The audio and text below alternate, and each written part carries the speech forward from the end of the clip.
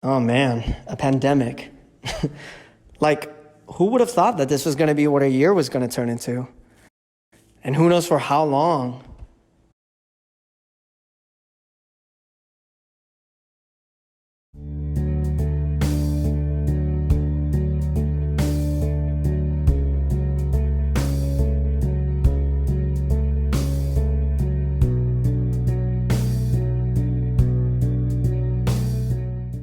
It's crazy how your life can get turned upside down in the midst of 48 hours. Before this all started, I was walking into a week of technical rehearsals, being overscheduled with teaching gigs, finishing up my first year of university, and suddenly all of that was gone. I couldn't shoot my web series, I couldn't go to rehearsal, and I ended up flying back across the country to Vancouver to stay with my parents. Luckily, everyone is safe and healthy, but wow, this is not how I was expecting my summer to go, and I'm sure this is not how anyone was expecting their summer to go.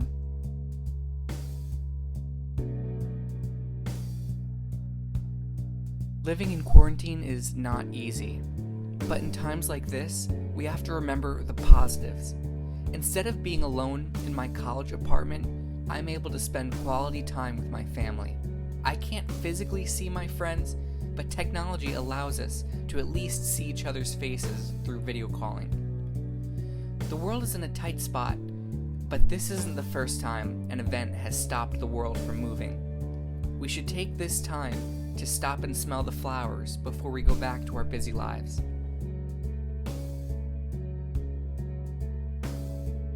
The worst part of this whole pandemic is the uncertainty of when it'll end. Waiting to see if my wedding is canceled this summer, not being able to celebrate these last months that I'm engaged, hanging out with my friends, knowing no grandparents will probably be attending the wedding even if things do get better, being unsure of the next time I get to hug my fiance, all weigh on me. I've tried to take time to pray each day and refocus my priority.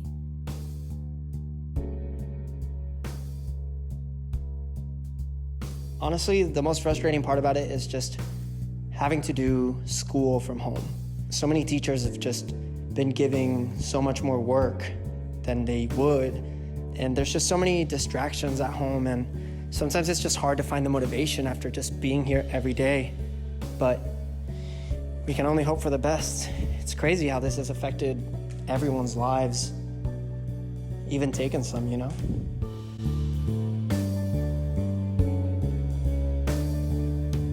I was a camp counselor of a group of 15-year-old girls.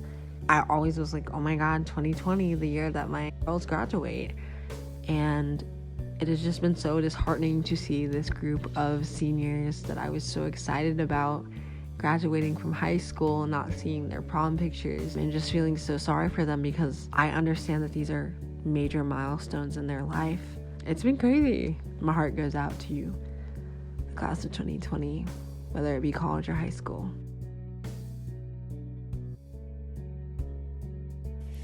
I remember it all happening really fast.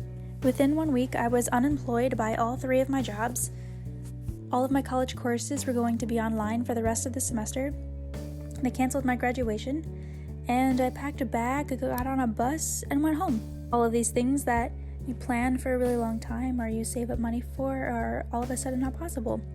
And it's totally out of your control. And it's like, well, what do I do now?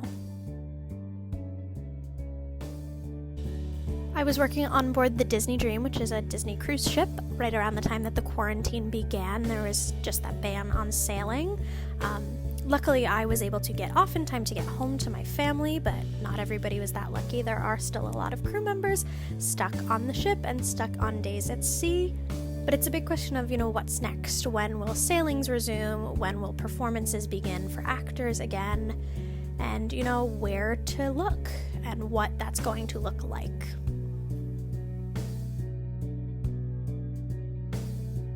The truth of the matter is that this is not something we're dealing with on our own. We really are all in this together.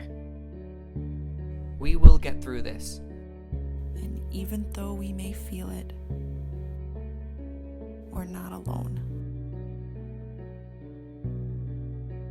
we are not alone.